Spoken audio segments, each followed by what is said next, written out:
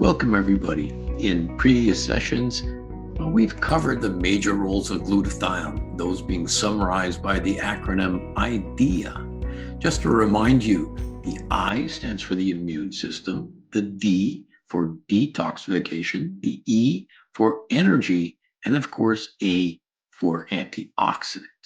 In this video, let's take a much closer look at something precious to all of us, E for energy, and how glutathione is so critical to keep us going strong throughout the day.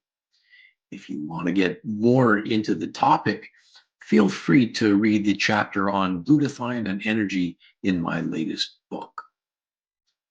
There are so many ways in which glutathione gives you energy, from simply improving your health to more complex explanations on a tissue level, like muscle strength, to a cellular level, like the elimination of toxins, and even right down to a molecular level, where things like a single atom or electron are considered.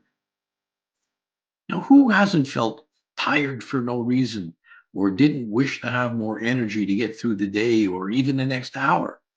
How many people have actually visited their doctor for a medical consultation and been told, we can't find anything wrong with you, or you must just be getting older, or better still, it's all in your head? All of these at times may be true, but as science and research has taught us over the past little while, we absolutely need to consider glutathione as part of the process. There's so many clinical studies that have shown that glutathione levels are correlated with improved physical performance, with improved mental performance, even with better sleep.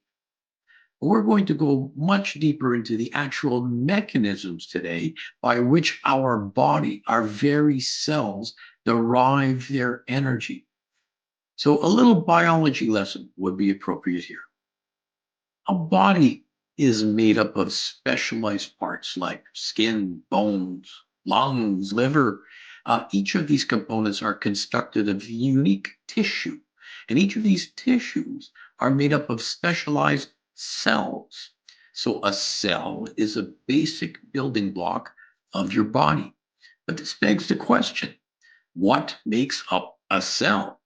Well, each cell itself has its own unique parts, some for storing genetic information, like the nucleus of a cell, some geared to manufacture proteins, like our ribosomes.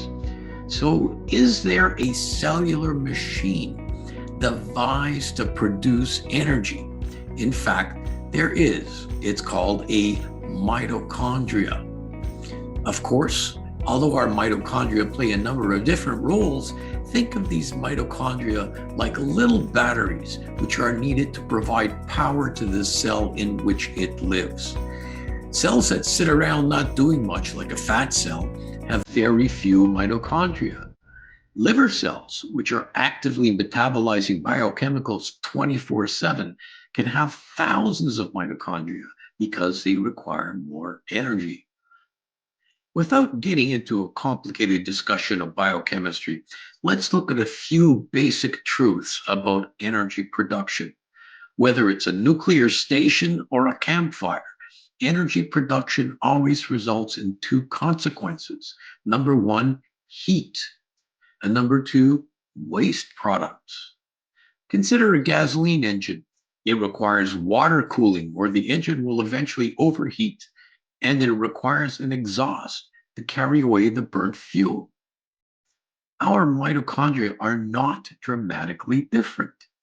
As they produce energy for our cells, they too produce excess heat and waste products in the form of free radicals. Just to remind you, a free radical is what causes oxidative stress. And we've learned in the past that the major substance in our body that fights oxidative stress is our good friend, glutathione. Mitochondria are absolutely dependent on glutathione to handle the heat produced and to neutralize the potential damage done by free radicals and oxidative stress. It's our master antioxidant, the glutathione, once again to the rescue. Without it, our mitochondria literally would burn up, stop functioning. The easier our cells have access to good supplies of glutathione, the better our energy production will be. Keep your engines running cool. To health.